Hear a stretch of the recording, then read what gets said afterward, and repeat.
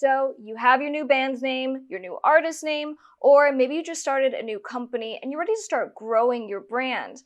Well, before you do that, and to make sure that you hopefully will not receive a cease and desist letter from someone else who actually owns that name that you weren't even aware of, what we're going to do is go through the first couple of steps that you can do for yourself to make sure that you stay protected, you're aware of anyone else who might register or have a registration out close to your name, and that way you can stay protected.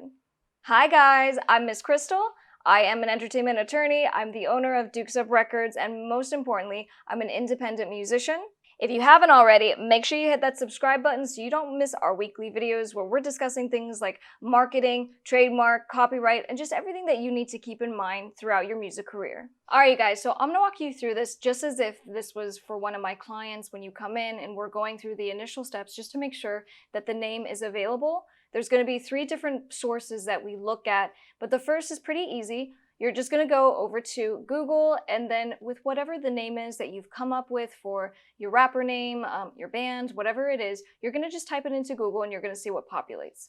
For purposes of this demonstration, I'll just use my artist name, which is something that I had to do the same process for and also have registered with the trademark office, which will be something that we talk about here in a minute. So my artist name is spelled Miss Krystle. So we'll put it in just for an initial search. When I did this, goodness, over a decade ago at this point, there was another Miss Krystle that came up, and she was actually more in the dominatrix sphere, and so she had the MissKrystle.com website, and so it was just important to be aware of someone else who was utilizing the name. But more importantly, when we find different search results, we're going to look at what it is that it's in association to. And we'll also even look at search terms that are similar to, but maybe just misspellings of the name. So for example, a common misspelling of my name is Krystle with an A-L, or of course people will just say C-R-Y-S-T-A-L, but let's try Miss Krystle.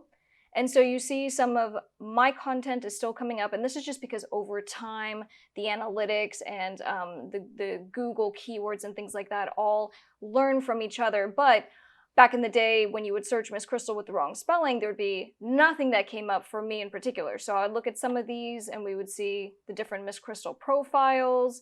And quite a bit I would run into things like maybe makeup artists or just these people who were putting out content but weren't necessarily like me in that they were doing music.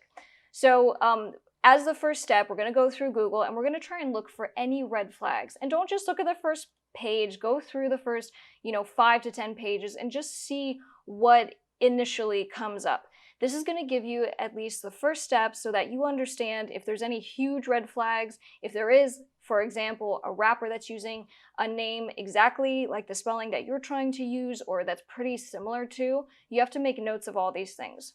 So, like I said, when I did this initially, I go through the first 5-10 pages, see all the different results, and then from here, you are now done with step 1, which is reviewing the World Wide Web of the different marks that may be similar to yours. So now that we've actually gone through this step, just to do a quick search on the internet, just to see what pops up, and let's say the name looks like it's available. Well, the other conversation that we want to have is, as we're talking about building your brand and making sure that a name is available so that you don't put in all of this time and effort and then you end up needing to change it down the road a couple of years, that's no good. But as we're also talking about the brand, we have to talk about protecting you as an artist, as a band, as, well, a brand. And the way that we can do that is by registering an entity. When we register an entity, there's a bunch of different types, and we probably will even do a video just dedicated to the steps of going through an application to register your entity. But let's talk about it in generalities for a sec. We have partnerships, there are corporations, and there are limited liability companies. There's differences in how one's beneficial for taxes and this and that, but you don't really need to worry about that until you are really just killing it. You have millions of dollars coming in the front door and all that. That's not happening right now for the most of us. So what we want to do is usually set up a limited liability company. And so what it does is it creates a liability shield around what you're doing in the artistic sphere. And so if you get sued, well, now your LLC is going to be the company that gets sued rather than you personally, and that makes a big difference, especially if you lose the lawsuit. So as we're kind of going through these different steps, it's so that I can put you in the right mindset of thinking not just about yourself as a brand, as a business, but in the business realm, making sure that you are protecting yourself every step of the way. So with that in mind, what we need to do now is say, all right, do you want to register a limited liability company or an LLC? And if so, it's probably a really good move, but also this is how we're going to do it. You start by looking at whatever the state body is that does the entity registrations. And usually it's the Secretary of State, but for me, I'm based in Arizona. So for us, it's through the Arizona Corporation Commission. So let's go back to Google. In most instances, you can actually just do a Google search and you'll say register an entity in Pennsylvania, register an entity in California. And the website that you need to go through usually comes up pretty quick. So don't feel like you need to overthink it by any means. So for us here in Arizona, to register, we're going to go through Arizona Corporation Commission, and you'll even see you can do entity searches. So I'll even just take you through. We click on the website. This is going to be a registered entity. And so what we'll do here is that there's a search function. So we're going to go into search, and guess what we're going to put in? It's going to be your desired entity name. Now, to keep it simple, because there's no rhyme or reason to the entity name that you choose for your LLC, but sometimes it's just simple to make it your actual band name or your artist name. So in my case, let's search for Miss Krystle. And so you'll see that I am the registered entity for Miss Krystle LLC, but of course, when I did this originally, there was no Miss Krystle. So after doing that initial search through your state entity, so like I said, the Secretary of State, or in our case, Arizona Corporation Commission, you can see what's all available, who owns what, and then if the name is available, you can go through the process to actually register that entity.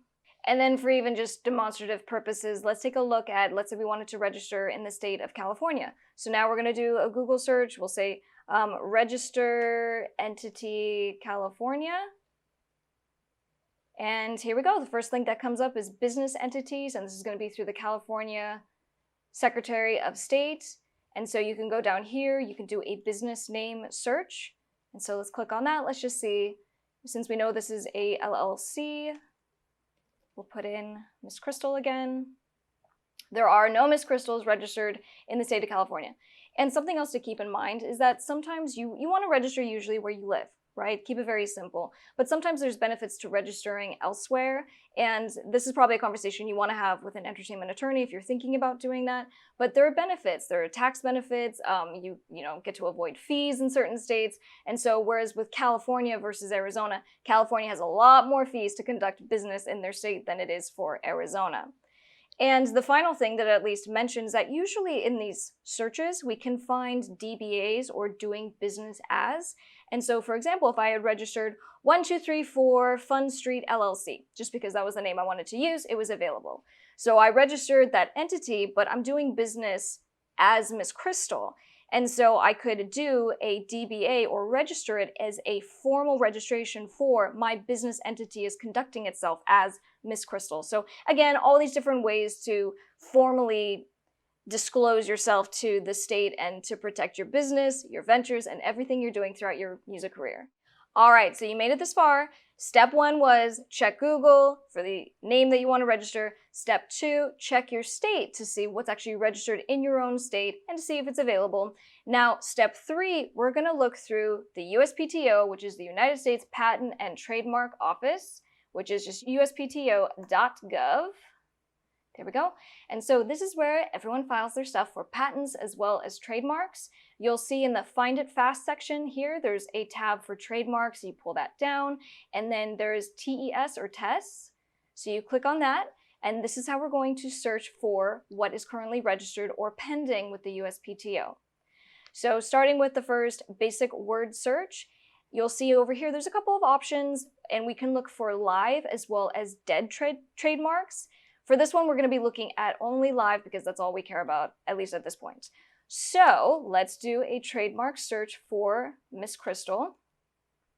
Now we're going to see a couple of trademarks that come up here because I have actually registered my trademark, and something that you'll end up having a conversation with your entertainment attorney when you're ready to take this step, because this is more about the very beginning. We're not ready to file a trademark right now, probably, but we do this just to make sure that the name is actually available. So when I did these initial searches for Miss Krystle, I didn't see anything come up. But what you have to remember is that you have to get a little creative here. The trademark search function is only going to bring up the literal words that you put into the search bar. It's not going to give you "did you mean" or any other suggested terms or phrases. And so that's why you have to be a little bit creative. So we know Miss Krystle. Let's put Crystal and see if anything comes up for that. No, it took me back to my actual registration. And then also, let's get crazy. Chrystal. Any variation or Miss, we could do Ms., MZ. The reason this is important is because while you can file any trademark application that you want, it's pretty expensive. Most law offices are going to charge you somewhere around $1,000 to even file the first time around, and then they're going to charge you more for the work that they have to do on the back end, because to file a trademark, it can end up being almost a year of time. A lot of money, a lot of time. So this goes all the way back to the beginning. The intention is that you want to build a brand that's going to be successful, that's going to have longevity. But it gets a little bit tricky if you get all the way to the step where you're ready to file a federal trademark to protect your brand, but then someone else owns it. So that's why we do this search this far in advance, just to make sure the name is available. So what ends up happening is that if someone has your literal trademark, you're going to get denied. You're going to lose your money, you're going to lose your time, it's not going to be good. But if the examiner, so meaning the person who actually looks at your application, finds that there's actually trademarks that are similar because they sonically sound similar or visually they're written kind of similar, you might actually get a denial for that. So if there was a Ms. Krystle with some funky spelling and this person happened to be doing the same thing that I'm trying to register, aka registering for music releases, for entertainment services, for clothing, because I have merch that I sell, well, I could have gotten a rejection for all those reasons. So while this sounds a little complicated, the reason we're doing these first 3 steps is just to make sure the name is available. So let's go back here. Maybe we'll do one more with a Ms. just to see what comes up. All right, and nothing came up with that pretty funky spelling. Now you have to remember that this isn't what's, at least for my law office, we call a knockout search. So the knockout search is very superficial. We did this in the course of a couple of minutes. There are third-party companies that you can hire and pay $700 to have them run a very lengthy search. And so if you're a Pepsi or if you're one of these really big brands and you know you're going to invest millions of dollars into your marketing, it's going to be really prudent that you do a full in-depth search. But for most of us musicians who don't have that kind of money, what we're going to do is we're going to sit down, do these searches, and usually just have a more superficial understanding of what's out there and then move forward based on our results. In story time, let's go back to the Miss Krystle, and I'm going to give you an example of what happened when I was trying to register my mark. So with Miss Krystle, I'm a musician. Like I said, I do entertainment services. I'm releasing clothing items for my music, shirts and things like that. So let's take a look at one of these. When I registered my mark, this is how it was filed. It just says my name, and it says, what is this registration for? It's going to be for services or goods, and so you specify this in your application. Well, the examiner looked at my application, and I actually got denied. And the way that the process works is that you basically get 3 strikes and you're out. And if you get 3 denials, it's done. So you lose your money, you lose your time, it's no good. So in the initial denial that I received, the trademark examiner had asserted that she had found another registration. She said, they're way too similar, so we're going to deny you. We don't want you infringing on this other person's registration. And that other registration was Krystle Records. And in fact, let's take a quick look right here. All right, here we go. So this is the registration, and it's within the same. Mine was within 009, which is for compact disc, aka music. So 009 music, and then Miss Krystle 009 music. Now, with Krystle Records, the examiner had asserted, well, because there's a word, aka Krystle, that's very similar sonically, visually, this is too close, and it's going to cause consumer confusion. Well, my brand is so unbelievably different from a record label that there's no way that any potential fan of mine versus the record label could ever get confused with how we look, how we sell things. And most importantly, this required a little education for the examiner, because just understanding that on platforms like Spotify, like iTunes, you don't search for record labels, you search for artists. And so just the ability to actually have some kind of consumer confusion just simply wasn't going to happen. So this goes back to having an entertainment attorney to help you through the back end of your application, because now you have to make legal arguments. And so because I am my own entertainment attorney, I was able to handle this. But even with all my most amazing arguments and explanations and this and that, I got denied a second time. And I ended up doing some creative lawyering, so I was able to overcome the initial denials, but it took a lot from the practical standpoint of educating the examiner to actually making the legal arguments based on legal research that I did. So with all that being said, it can be quite a headache. And so that's why we're taking the time to actually go through and to help you understand how to do this so you can avoid this headache yourself. If you find someone who has your exact name, or maybe it's just very, very similar because it's sonically similar or it's visually similar, and they're doing the same type of thing you're trying to do for your own career, well, you're probably gonna have a problem. And like I said at the beginning of this video, we want to avoid you getting a cease and desist letter from the actual owner of that name down the road. So what happens when you find a potential problem? Well, at that point, it might be worth you actually contacting an entertainment attorney to have them give you an analysis and just to give you an opinion letter for an hour, whatever it's going to end up being, to just talk to you about the potential risks of moving forward and using that particular name. I actually had this just last week. I'm talking to someone who's looking at starting her new personal brand, and she's going to be selling all these different goods and basically starting from absolute scratch. So we go through these different websites and do the research to see what's out there, and we actually found a potential risk to the name that she wanted to use. And so the conversation ends up coming back to, well, because you understand that this is going to be a risk, if you decide to move forward with it, you're well within your rights, and you might even skate under the radar for quite a while. Usually the issue happens because you've achieve some kind of success, you are getting more notoriety and goodwill with your consumers and things like that. And so now people become aware of you. So that's why I say, as far as you might get that cease and desist down the road, well, it takes time. It takes time for you to rank up in your Google Analytics and things like that. So like I said, you might be able to skate under the radar for a while, but we're in this for the long haul. We're in this for the marathon, and to be able to really build a legacy brand. So that's why you just need to make sure that if you do find some red flags, that you contact entertainment attorney and have that conversation, because sometimes there are still workarounds and there's things that we can do to do something like a coexistence agreement with the person who owns the other trademark, and there are things that can be done. So don't feel like, all hope is lost if you do find something that is a potential red flag. But conversely, if you find something that is a registered existing brand that is right on point with what you're trying to do, the exact same name, and if it's really too close and you don't even bother with it, have a conversation about changing the name and try to come up with something even more unique and fanciful that maybe someone else wouldn't have possibly ever thought of, and that also could be a really positive business move for your brand in the long run. All right, so taking all 3 steps together, we searched on Google, we did a state search of all registrations in our particular state, and we also looked on the USPTO. We may or may not have found some things that might cause concern. Maybe there are some words and some additional things about other people's trademarks. Well, at that point, you have 1 of 2 options. 1, you can contact an entertainment attorney to help you so that you can get the registration, and maybe they can hire a third-party company to do a more in-depth search, or you can decide to file yourself. Now, we're not going to get into the actual application and the process. That probably needs to be its own video for sure. But it's a very complicated kind of application, and it's not intuitive.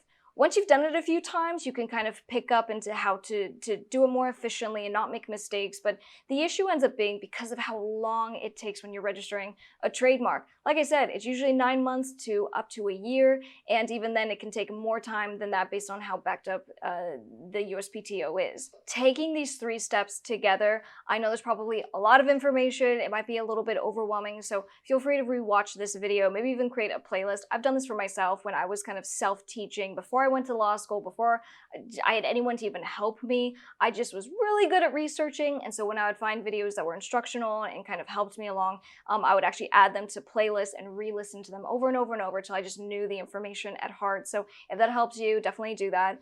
And I would just say, as you are building your brand even further, maybe you're beyond the band name. Well, as you expand, you're probably going to want to start, a merch line. You're probably going to want to start these additional things. And so every time you're starting something new, always be in that business mindset and go through these steps. See what's available out there and see if anything is going to end up causing issues. And sometimes even some of the smaller steps, and we didn't even talk about it because this is less important from the legal standpoint. Also look on social media. You just want to see if this particular name is available, if there's anyone that's kind of in your market doing the same thing that you're doing that's going to be an issue or it's going to be too similar. And this is going to be something else as far as when you actually get the registration, you do your domain, if you use GoDaddy, you get your social media links. And so basically before we start, it's a lot to think about. It's usually not fun because this is the administrative steps that everyone has to take. But nonetheless, you get it done now because you are a business person. You're in this because you want this to be successful. It will be successful. And so you're going to be tactical and thoughtful before you take steps and you actually commit to things like what the name in the long term is going to be. All right, you guys, I'm going to get out of here, but I appreciate you taking the time to watch this video. This was basically a client consult that my law office does for our clients who are looking to build their brands, to trademark their names for state registrations, for federal registrations. And so this is a step that you guys can absolutely do for yourselves. Save yourself a little money. And then, of course, if you do need to get in touch with an entertainment attorney, you can after you've done kind of these initial knockout searches yourselves. So with that all being said, make sure you subscribe and don't forget to hit that bell notification so you don't miss another video, and I'll see you on the next one. I'm Miss Krystle. Bye, guys.